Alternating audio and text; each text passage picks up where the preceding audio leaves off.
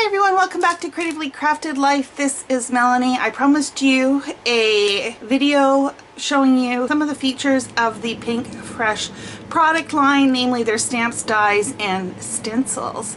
So I'm going to start off with a demo and explain exactly what's going on, and then at the end I'll share a couple more projects that I made using the images we create today. Now that you've seen the projects that I created, I wanted to share or show you a little bit more about Pinkfresh stamps, dies, stencils, all that kind of stuff, and how they all kind of work together and how they're configured. So they're definitely designed for, I don't want to say mass stamping, but for stamping a lot of images quickly and cutting them out quickly. And there's almost the assumption that you're going to want to cut them out every time. So what I mean by that is this is a complete set. So we've got the stamps, we've got the dies, and we've got the layering stencils. So the die, if you look, it's just one great big die. So you run this through the machine once and you'll have all the images cut out. And in order to make that work, how they've set up the stamp, you'll notice here that this, with all the main images on it,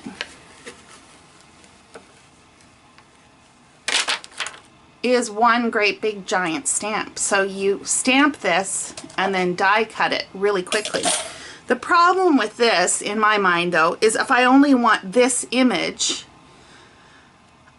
it's going to be a little bit harder than to just put it on a single block and stamp it. Now they do have some single stamps down at the bottom for phrases, but the main focal image or the focal images of the stamp set are typically all merged together. Not necessarily a bad thing, it's just a different approach, and you need to understand that. The layering stencils are ways to color in these images really quickly, and for this particular set there are 5 different layers. So I'm going to demonstrate how this all works together here shortly, but I also want to show you one other product that they have that works with this, and that is their washi tape. So they have some jumbo washi tape rolls that have the exact same image panels stamped out, or printed out. So basically you would adhere this to cardstock, and then you can use the die to cut it out, and you don't have to color and you don't need the stamp. Of course there's limitations to the washi, right? You're stuck with the same colorway, and of course once it's gone, it's gone. But I think they said you probably get close to 40 panels, and let's be real, how often do you use the same stamp set more than 40 times? If you're like me, probably not. If you're really good, way to go. Okay, now let me pull out a stamp platform because I think that's helpful in this scenario. This is a really large panel. If you notice, they do have smaller ones which work in the regular MISTI. I just found this one was easier to work in the big MISTI. You do not need a MISTI. I just find it easier to align things. They do have, for the stencils, they have little alignment guides in the corner, so definitely it's not a requirement. I just want to show you how it works with the way that I would use it. Okay, let me pull out the MISTI and some cardstock and some ink, and I'll show you how this all works together. Okay, so I took an 8.5 by 11 sheet of paper and cut it at 4 1/4, so this is 4 1/4 by 11. And what I'm going to do is just tuck this into the corner of the MISTI. It's important that it be in the corner so that everything aligns really easily. The stencils do have in the upper left hand corner the order, so it's like 1, 2, 3, 4, 5, and you want to make sure those are all in the same orientation so that you can go through this pretty quickly. We're going to take the first layer and we're going to tuck this one into the corner. So again, we're avoiding the need to use the alignment guides by just quickly tucking them in here. And I'm just going to use some magnets. I've got some colors picked out. The first one I'm going to use is my favorite things. This is Berrylicious. Got a blending brush, and we're basically just going to go over top and fill in wherever there's openings in the stencil. And I'm just going to show you guys like a very basic. Obviously you can get fancy if you so desire and you know, watch your shading and all that kind of stuff. I'm just blending this in. Now I'm opting to do the flowers or the flower pieces in the same color. Obviously, if you want to switch colors for that, it's pretty easy to see, you know, where the leaves are and where the flowers are. Like I said, I'm opting to do the flowers in the same Berry Licious color. And that's it for the first layer. Now, there's a couple of things that you can do to clean. I think they recommend using rubbing alcohol just because it dries so fast. I just, to be honest, while it's still in position, just like to run a cloth over and clean it up. I'm pretty lazy about this. If it was a really dark color, I would probably take it to the sink after I'm finished and go and clean it up from there. So that's number one. So let's take number two. Again, make sure the number two is in the corner. And we are just going to pop that one down in the corner of the Misty again, just like we did for the first one. And for this layer, I'm going to use Simon Says Stamp Hybrid Jelly Bean in a green. And we just are going to do the same thing. Now, I'm not sure if it's absolutely critical to do them in the order that they ask you to. My guess is that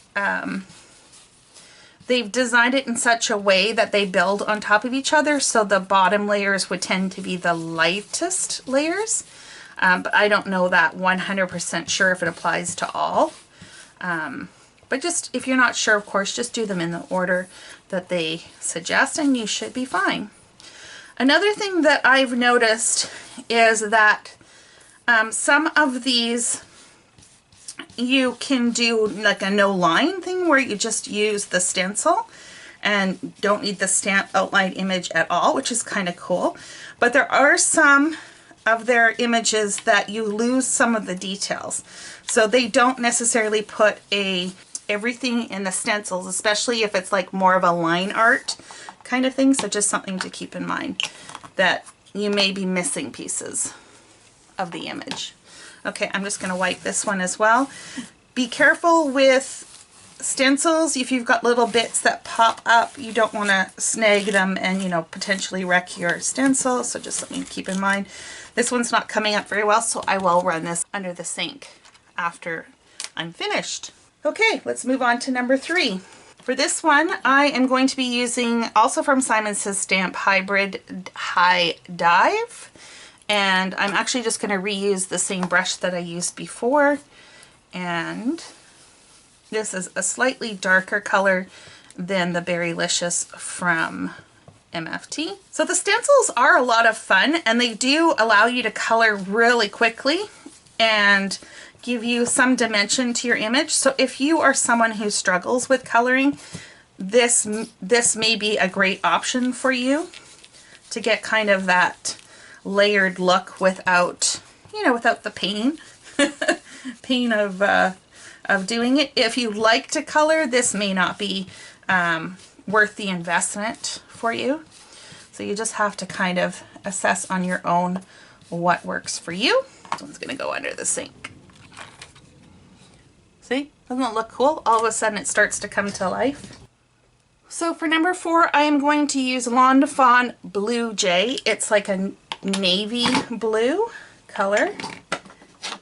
And I'm going to use a really teeny tiny one. You don't need to do this, you guys. I just like to use different brushes for my different colors. And this is a pretty tiny stencil.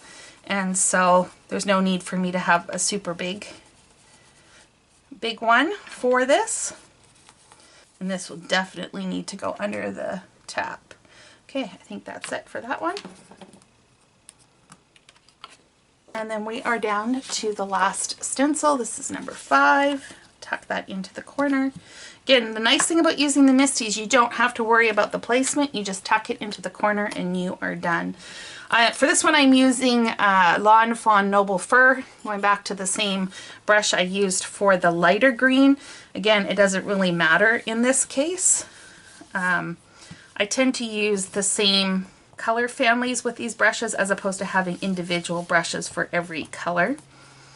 And to be honest, I also have found that if you just wipe it on a cloth, quite often you can even move from one color family to the next pretty easily. I'm just going to wipe off some of the ink so that it doesn't get everywhere. Like I said, I am going to end up washing this in the sink. Okay, so let me show you this panel. Look at the details you get. That's just from stenciling. You could die cut this out right now and it would look pretty cool. But we are going to add the stencil, not the stencil, we are going to add the stamped image on top. So for this I found the Misty also extremely helpful because I just left the image in the corner, just like so. And then I placed, so this is the flat side, this is the side with the indentations. And I basically just aligned this, and because it's clear, you can see pretty easily where the stamped image is going to go, and you just need to kind of tweak it and move it into place. And when you're happy with it, and you guys, it doesn't have to be precise because even if you're off a little bit, it'll just look artistic. Okay, so I'm pretty happy with that. I'm just going to take the panel now, transfer that. Now I think this stamp set would fit just within the regular Misty, but it's a pretty tight fit, which is why I like to use the big one for this.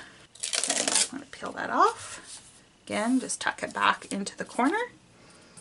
The joys of the Misty. And I'm going to get some black ink. Of course, you can do whatever color you wish. I'm just going to use Simon Says Stamp Intense Black because it is readily available. The only problem with the big Misty is it's hard to get it all in frame.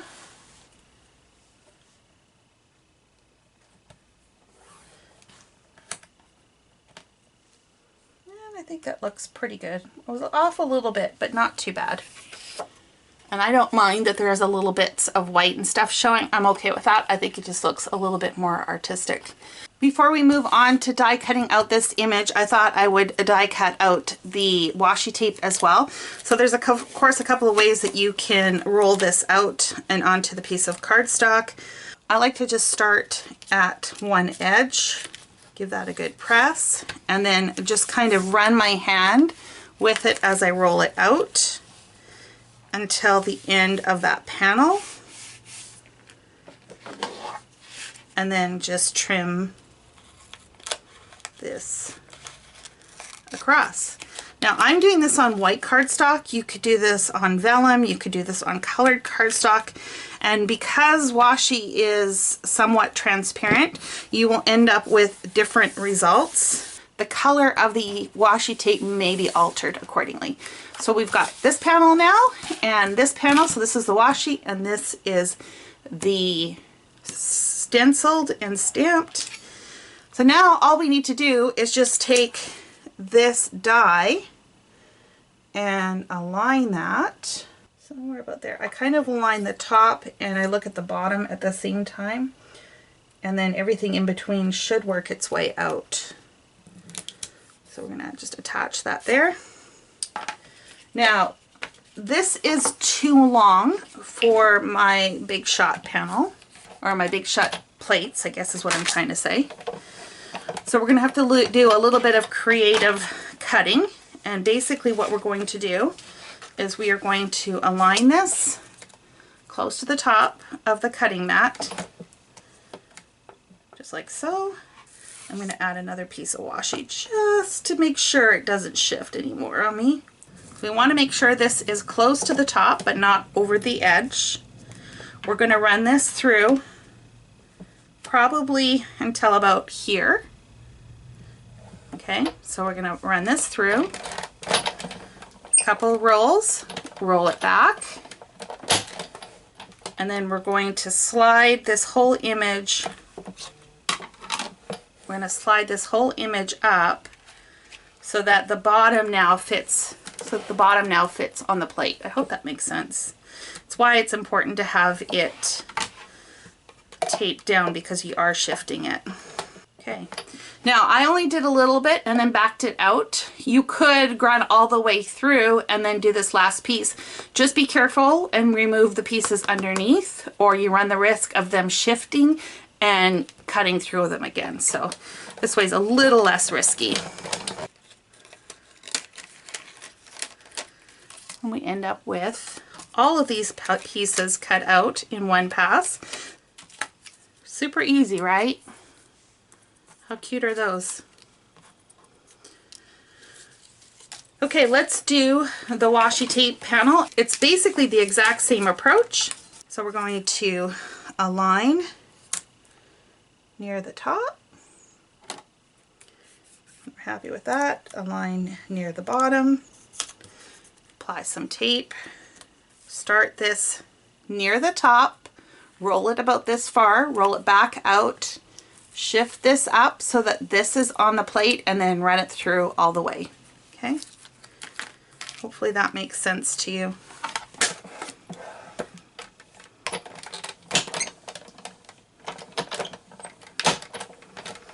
Okay, and then we're going to shift this up.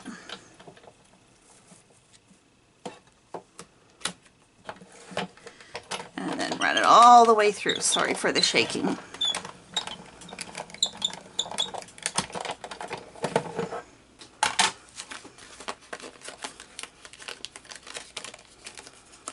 And then we pop out the images.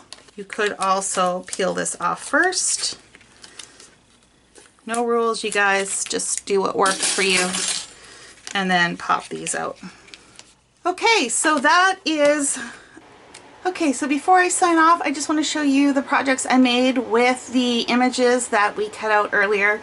So the ones that we cut out from the washi tape, I added these to these little metal frames for this base page. I did leave room so I can tuck photos underneath here, so these are not glued over top of the mat. And I've got a great base page ready to go. For the stenciled images, I did a cascade of flowers. I think this one turned out really pretty. I love how that looks. And then I made 2 cards. I cut a second panel of washi and in order to have enough flowers for all of these.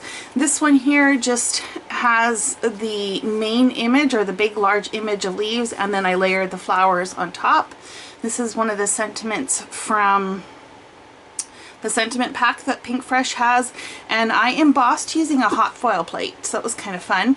And then this one I used a pocket card and then just embellished it with a couple of those washi tape florals. What do you think? I love the idea. I love their images. They're absolutely gorgeous. I don't know that I would invest in all the components for everything that I buy from them. I think I'd probably be a little bit selective. What about you? What do you think? Let me know below. I'd love to hear.